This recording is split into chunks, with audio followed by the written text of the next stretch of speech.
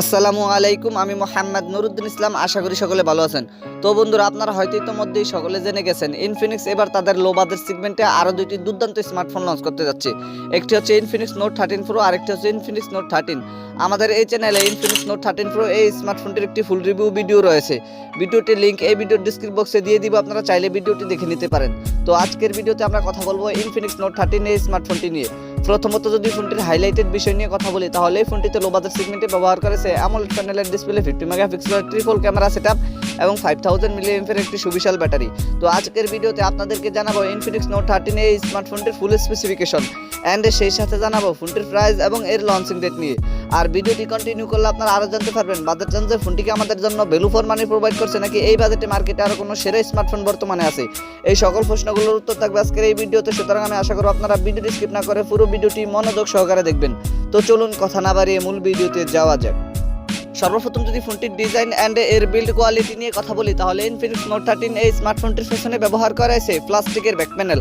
ফোনটির পেছনে প্লাস্টিকের ব্যাক প্যানেল ব্যবহার করা হয়। ফোনটিকে যখন আপনারা কভার ছাড়া ব্যবহার করবেন তখন ফোনটির পেছনে স্ক্র্যাচ পড়তে পারে। তাই আমি রিকমেন্ডেশন করব আপনারা যখন ফোনটিকে ব্যবহার করবেন অবশ্যই ফোনটির পেছনে একটি কভার লাগিয়ে নেবেন। ফোনটির রিয়ার পার্টের একটি ক্যামেরা বাম্পারের মধ্যে আপনারা পেয়ে যাবেন ট্রিপল ক্যামেরা সেটআপ। আর ফোনটির ফ্রন্ট পার্টে আসলে ফুল ভিউ ডিসপ্লের মাঝখানে থাকছে U shape notch camera setup. ফোনটিকে আপনারা celestial snow, glacier green and graphite black এই তিনটি কালারেই পেয়ে যাবেন। তো ফোনটির ডিজাইন নিয়ে বলতে গেলে পার্সোনালি বাজেটের যে ফোনটির ডিজাইন আমার কাছে অনেক ভালো লেগেছে। আপনাদের কাছে ফোনটির ডিজাইন কেমন লেগেছে কমেন্ট করে অবশ্যই জানাবেন। দেন সেকেন্ডারি যদি ফোনটির ডিসপ্লে নিয়ে কথা বলি, তাহলে এতে ব্যবহার করেছে 6.7 ইঞ্চির একটি অ্যামোলেড প্যানেলের ডিসপ্লে, যাতে থাকছে ফুল এইচডি প্লাস রেজুলেশন এবং এই ডিসপ্লেতে ব্যবহার করেছে 90 হার্টজের হায়ার রিফ্রেশ রেট। ফোনটির ডিসপ্লেতে 90 হার্টজের হায়ার রিফ্রেশ রেট ব্যবহার করায় গেমিং এর সময় ফোনটির ডিসপ্লে থেকে আপনারা স্মুথ একটি পারফরম্যান্স পেয়ে যাবেন।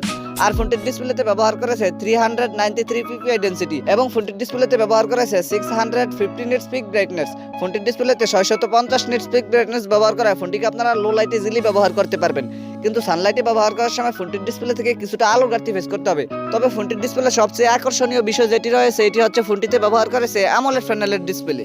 তো আমরা আশা করতে পারি বাজেটে ফোনটির ডিসপ্লে সেকশন আমাদেরকে কখনো আশাহত করবে না। থার্ডলি যদি ফোনটির পারফরমেন্স নিয়ে কথা বলি, তাহলে এই ফোনটিতে ব্যবহার করেছে মিডিয়াটেক ডাইমেনসিটির 700 একটি চিপসেট, যেটি 7 ন্যানোমিটার আর্কিটেকচারে বিল্ড করা একটি অক্টা-কোর প্রসেসর। আর জিপিইউ হিসেবে ফোনটিতে থাকছে মালেজি 57 MC2।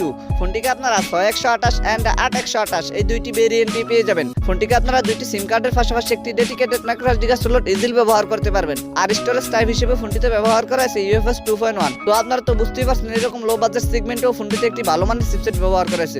ফোনটিতে এই চিপসেটটি ব্যবহার করার ফলে ফোনটিতে আপনি যে কোনো হাই অ্যান্ড হেভি গেম বেশ স্মুথলি প্লে করতে পারবেন। তো ফোনটির পারফরমেন্স নিয়ে আমার আর কোনো কথা বলার নেই। আপনাদের যদি ফোনটির পারফরমেন্স নিয়ে কোনো কথা বলার অথবা জানার থাকে তাহলে কমেন্ট বক্সে লিখতে পারেন। এবারে যদি ফোনটির ক্যামেরা সেকশন নিয়ে কথা বলি, তাহলে এই ফোনটির রিয়ার সাইডে ব্যবহার করেছে ট্রিপল ক্যামেরা সেটআপ, যার মেইন সেন্সরটি 50 মেগাপিক্সেলের। সেকেন্ডারিতে থাকছে 8 মেগাপিক্সেলের আল্ট্রাওয়াইড ও 2 মেগাপিক্সেলের একটি ডেপথ সেন্সর ক্যামেরা। ফোনটির রিয়ার ক্যামেরা দিয়ে আপনারা সর্বোচ্চ ভিডিও শুট করতে পারবেন 1080p 30 fps রেজুলেশনে। আর সেলফি ক্যামেরা হিসেবে ফোনটিতে ব্যবহার করা হয়েছে 16 মেগাপিক্সেলের একটি ওয়াইড ক্যামেরা। ফোনটির সেলফি ক্যামেরা দিয়ে আপনারা সর্বোচ্চ ভিডিও শুট করতে পারবেন 1080p 30 fps রেজুলেশনে। তবে বাজেট রেঞ্জে অন্তত পক্ষে ফোনটির রিয়ার ক্যামেরা সেকশনে 4K রেজুলেশনে ভিডিও শুট করার অপশনটি দেওয়া হলে আরও অনেক বেটার হতো। এবারে যদি ফোনটির ব্যাটারি অ্যান্ড এর চার্জার নিয়ে কথা বলি, তাহলে এই ফোনটিতে ব্যবহার করা হয়েছে 5000 মিলিঅ্যাম্পিয়ারের একটি সুবিশাল ব্যাটারির সাথে 33 ওয়াটের একটি ফাস্ট চার্জার। এছাড়া সিকিউরিটি হিসেবে ফোনটিতে ব্যবহার করা হয়েছে সাইড মাউন্টেড ফিঙ্গারপ্রিন্ট। আর ফিচার হিসেবে ফোনটিতে NFC বাদে প্রায় সকল ধরনের ফিচারই থাকছে, যেমন audio Jack 3.5mm, Bluetooth 5.0, USB Type-C port 2.0, wifi 100/2011 আরও থাকছে GPS। তো আপনারা তো বুঝতে পারছেন এরকম লো বাজেট সেগমেন্টেও ফোনটিতে কিন্তু 3.5mm অডিও জ্যাকটি পাওয়া যাচ্ছে। ফোনটির প্রাইস অ্যান্ড এর লঞ্চিং ডেট নিয়ে কথা বলতে গেলে এই ফোনটির প্রাইস হতে পারে ইন্ডিয়াতে 22,000 রুপির মতো, আর বাংলাদেশি বাজারে এই ফোনটির প্রাইস হতে পারে প্রায় 26 থেকে 27,000 টাকার মতো। তবে বাংলাদেশের মার্কেটে লঞ্চ হবে ইনশাআল্লাহ আপনাদের ভালোভাবে জানিয়ে দেব ফোনটির প্রাইস এবং ফুল স্পেসিফিকেশন সম্পর্কে। আপনি যদি ফোনটির পরবর্তী ভিডিও মিস না করতে চান, তাহলে আমাদের চ্যানেলটিকে সাবস্ক্রাইব করে পাশে আসা বেল আইকনটিতে প্রেস করে রাখুন। তো দেখা হচ্ছে আবার কোনো নতুন ভিডিওতে নতুন কিছু নিয়ে। সে পর্যন্ত সবাই ভালো থাকবেন, সুস্থ থাকবেন। Good bye.